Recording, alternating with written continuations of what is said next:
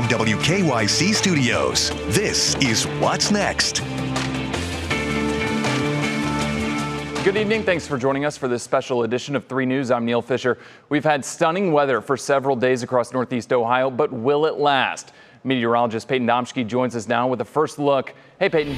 Well, today, Neil, was perfect when it comes to standards of starting the month of fall. We were right on par where we should be with high temperatures in the low to mid 70s. And we started this morning in the mid 50s, exactly again where we should be to start out climatologically speaking as to, where we should be for today. But you did notice something outside. There was sunshine. There was definitely a breeze, but we had some pending cloud cover move on through. And that was thanks to a big old system that is still barreling its way through the Mid-Atlantic. That is Tropical Storm Ophelia. It has been downgraded now to a tropical depression since the 8 p.m. update from the National Hurricane Center. So sustained winds have backed off of this down to about 35 miles per hour. But this is a soaking rain event for not only parts of the Carolinas still, but Virginia. You're talking about the nation's capital all the way up to Boston right now. This has a grip on their weekend forecast. Tomorrow, though, for us, we get more cloud cover off of this. Over the past couple of hours, we've had some showers trying to push through closer to the state line in our southern communities. What you're seeing closer to the Cleveland metro is just reflectivity, nothing to worry about there. But all those rain chances are battling much drier air, at least here through the Ohio River Valley. We've got dew points in the mid to upper 50s, some of you in the 50s, but it's so comfortable and it's really hard to wring out showers with this. Temperatures right now are still close to 60 degrees, and that's area wide. It's a very pleasant evening. If you don't have the windows open, go for it. We've got that breeze too. That will toss up some concerns again for the day tomorrow on any of our local waterways. We've got a high risk for rip currents as we go through the day tomorrow. And your National Zymern on the hour forecast, we keep cloudier skies around tomorrow. We can't rule out a shower chance, but our high temperatures are going to be right around 70 degrees. And your National Zymern on the hour forecast. In your Union Home Mortgage extended forecast, we've got game day tomorrow. I think generally speaking, everyone is okay. There will be a breeze though, so if you get cold and maybe today was a little chilly to you, you'll probably want an extra layer. I know it's in the afternoon, and I know some of you will deal as we go forward. Temperatures a little bit cooler by the middle of the week, but we're talking full-on sunshine by next weekend, Neil. All right, I can deal with the 70s for now. Me too. I'll take it. All right, thanks, Payton. Now to a developing story on Lake Erie. The Goodtime I passenger boat had to be towed back to land tonight after an engine problem near Kelly's Island. The boat was on a regular excursion when it became disabled just before 8 tonight and called for help. The Goodtime was carrying roughly 200 passengers on board at the time. The Coast Guard tells us the boat could not move forward, only backwards, and needed to be escorted, then towed back to land. No one was hurt, but the water was very choppy on Lake Erie at the time of the incident. Tonight, a family continues their months-long search for missing teen Keyshawn Williams. Williams has been missing, and an Amber Alert has been issued for him since June 20th. Emma Henderson has their search for answers.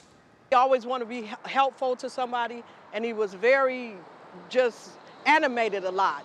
He just loved life. He just loved life and loved to just do things. Grandmother Mary Williams remembers her grandson Keyshawn Williams fondly. His is a face she hasn't seen since the 15-year-old was reported missing on June 20th. There's currently a $10,000 reward for information leading to Keyshawn being found. You got a map? And the family has partnered up with Cleveland Missing to help with the search. Keyshawn Williams has been missing for 3 months now. And what's interesting about this case is there's still an active Amber Alert for Keyshawn. That Amber Alert has not gone away. We've not stopped it. It's still a very active Amber Alert.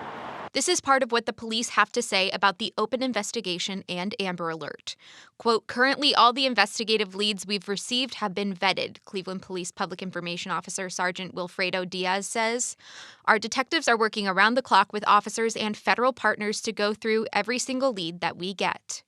Keyshawn's mother is very thankful for the community support she's gotten in today's canvassing and beyond. Here's the message she wants to share with her son. Keyshawn, if you're watching this, please come home. We're waiting for you to come home, Keyshawn. You can come home. It's okay. If anybody has seen him, please don't hesitate to call the police. You can remain anonymous.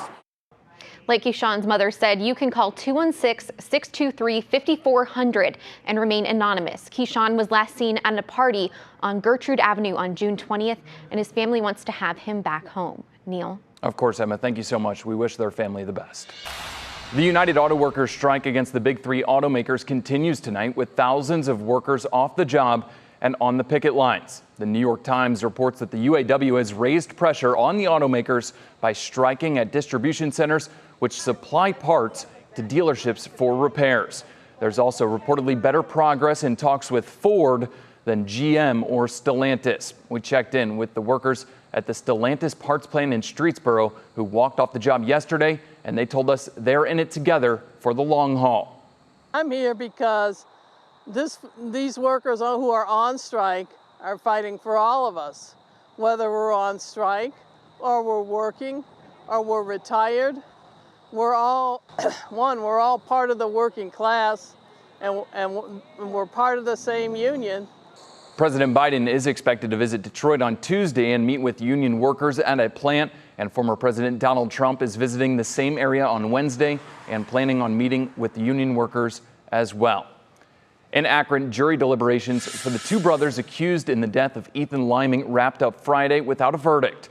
There have been 2 full days of deliberations already. The jury will reconvene Monday morning. New tonight, controversy at a local high school football game after a racial slur was used during the game. It happened last night when Beechwood hosted Brooklyn.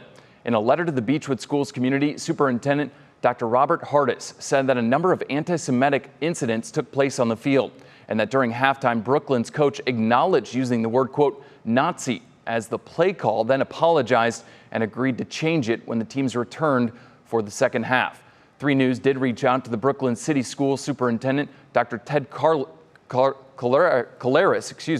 who released the following statement, quote, on behalf of everyone in the Brooklyn City School family, we offer our sincerest apologies to the members of the Beechwood football family and school community for the hurtful, insensitive, and entirely inappropriate choice of language used during the first half of this past Friday night's football game. The choice in using it all was utterly and absolutely wrong, end quote. Now to the Browns. They're preparing for their first game of the season without Nick Chubb. The injury to Chubb may not be as bad as many first thought. According to a report from an insider from ESPN, initial tests revealed that Chubb tore his left MCL when he was hit during the Monday night game in Pittsburgh. Although the knee injury to Chubb is season-ending, sources say that it is not considered a career-ending one.